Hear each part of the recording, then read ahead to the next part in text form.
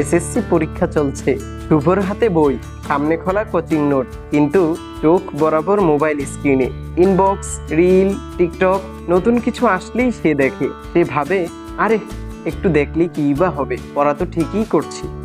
দিন যায়, পরীক্ষার মাঝামাঝি সময়ে শুভ একদিন প্রশ্নপত্র হাতে পায়, আর ঠক করে কেঁপে ওঠে তার মন। এই তো, এটা তো পড়িনি, ওমা এটাও বাদ পড়ে গিয়েছে। শুভ বুঝে যায় সে সময়টা নষ্ট করেছে মোবাইলের স্ক্রিনের পিছনে, বইয়ের পাতায় নয়। সেদিন রাতে সে একা বসে ভাবে, আমি তো জানি আমি পড়ি, কিন্তু কেন পারছি না? কারণ আমি সময়টা বিক্রি করে দিয়েছি সোশ্যাল মিডিয়াকে। পরদিন থেকে শুভ একটি সিদ্ধান্ত নেয়, মোবাইল অফ, মন অন। সে নিজেকে চ্যালেঞ্জ দেয়, পরবর্তী পরীক্ষার জন্য প্রতিদিন নির্দিষ্ট সময় পড়বে, নিজেকে সময় দিবে। দিন পর শুভ ক্লাসরুমে হাসি মুখে পরীক্ষা দিয়ে বের হয়, মনের ভিতরে প্রশান্তি। এইবার সে নিজের সেরা চেষ্টা দিয়েছে। বন্ধুরা, মোবাইল থাকবে সারা জীবন, কিন্তু এই পরীক্ষার সময় আর ফিরবে না।